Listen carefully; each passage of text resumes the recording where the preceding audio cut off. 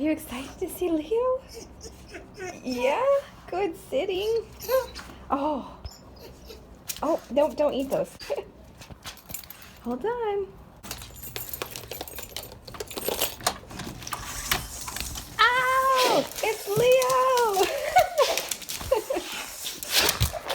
Hi guys, so I have started reading the next book in Malazan Book of the Fallen, and that would be Deadhouse Gates.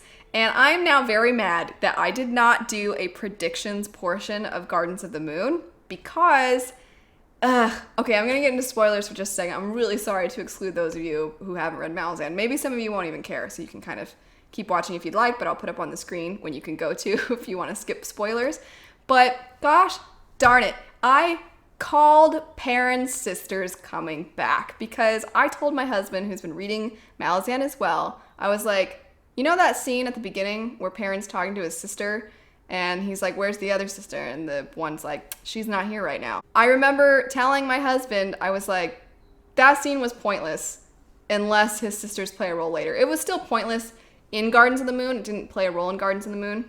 But I was like, this has to come back later because it literally served no purpose in this first book. And then the next book starts with his sisters. I'm just so sad that I didn't record any form of predictions, but the video was already so long. My review was already so long. I'm like, nobody's gonna want to see that. Plus it'd be spoilery and I wanted to keep it non-spoiler. But I now have no receipts to prove that I so called that. Anyway, getting into something a lot of you have told me, which is the more you read Malazan, the more you realize that things in Gardens of the Moon, everything serves a purpose and then your mind will be blown. And if this is an example of that, of, oh, this little tiny scene, it turns out is important, the people that are mentioned in the scene are important.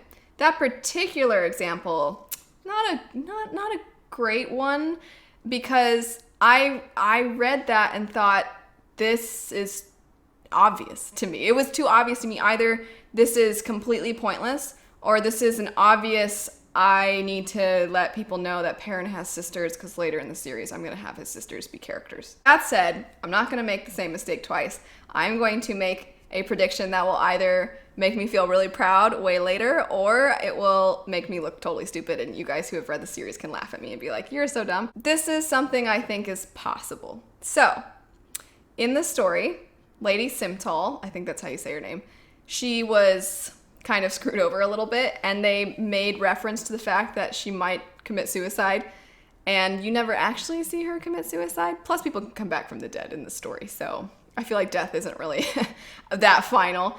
But she was wearing a mask that one person complimented her on for being very fitting because it's a panther. And one of the covers in the series has a panther. And I'm like, is that Lady Simtal? Because I just feel like Lady Simtal has every reason to want revenge against some of our characters for screwing her over. So, if you're a Malazan fan who's read the whole series, you can either be like, you're dumb, that's not what that is, or, I don't know, maybe I'll be right. But I've learned my lesson. I gotta let you guys know my predictions so that I can feel good if they come true. Besides Malazan, I'm also doing a reread of Way of Kings, and my husband is reading it too.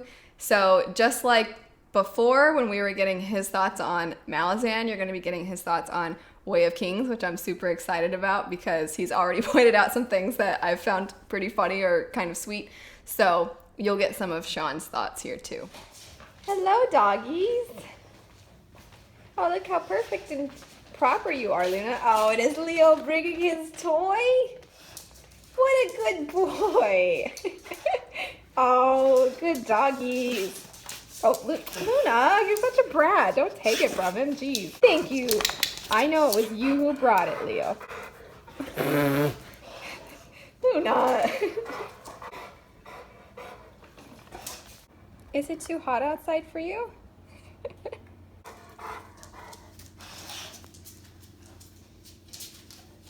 Oh, such a good boy. Do you want a belly rub? I bet you do. Oh, there you go. Good boy, Leo. Oh, that's a good boy. Leo, can you talk?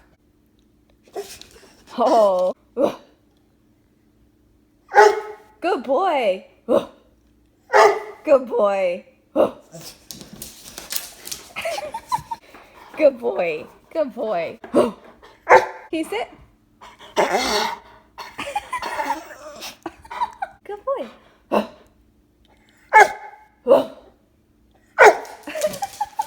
Thank you for the cuddles. Good boy. Good boy. Can you sit? Sit.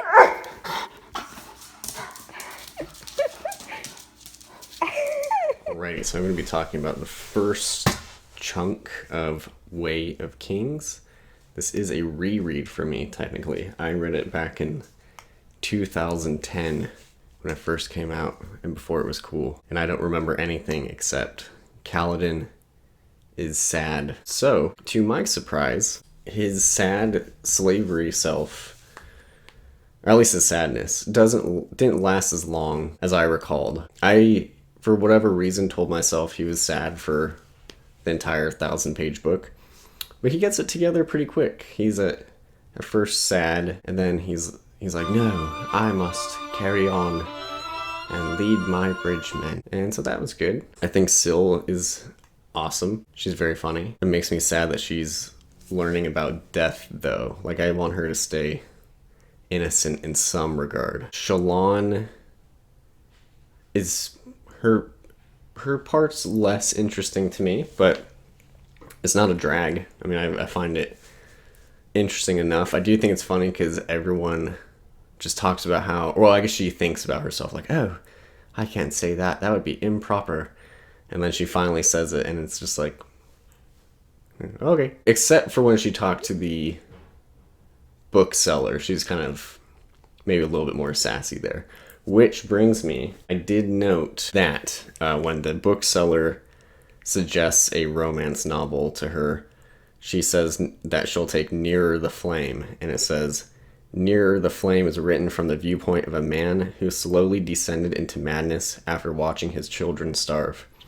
And I would totally read that book. So if that's a Brandon Sanderson work in the making, I'll check it out. Dalinar, we haven't gotten a whole lot of him yet.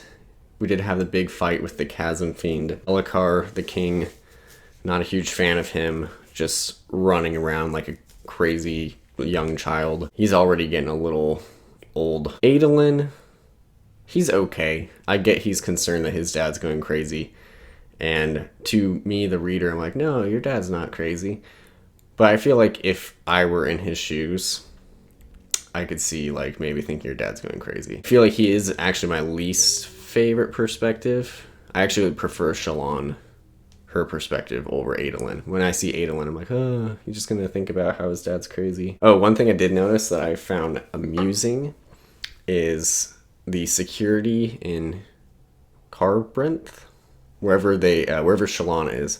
At first I thought it was really lacking because she just like asks the servant, where's Yasna's reading alcove? And he's like, it's that one. She's like, can I wait there until she comes? And he's like, sure. Which I thought was pretty weird. I mean, we don't know what her motives are. She could be waiting to kill Yasna. So I thought that was weird.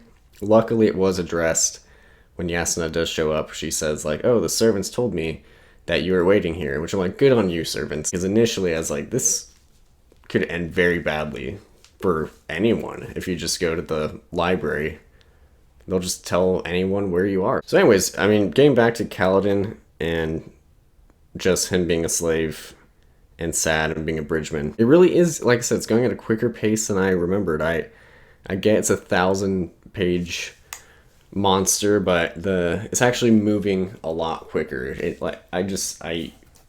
thought that I would just have to deal with him being sad for a much longer period of time than I did. And it's not that I don't like him being sad, but 1,000 pages of him being sad would be a lot. I don't find the back and forth with his past that fascinating, but that's probably because I've read it before and I kind of remember what happened. So that's it. I'm having a good time. I mean, I clearly don't remember this book. I will say I'd read it 9 years ago, so that makes me feel a little bit better, but I'm enjoying it on the reread. I'm looking forward to continuing. I actually am a little further than the end of the first chunk. So, I'm moving at a good pace. I'm feeling good. and I'll see you next time.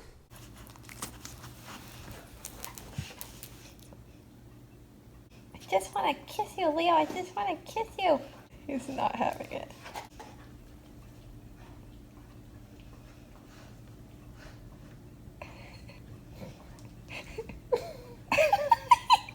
Leo, do you not like that?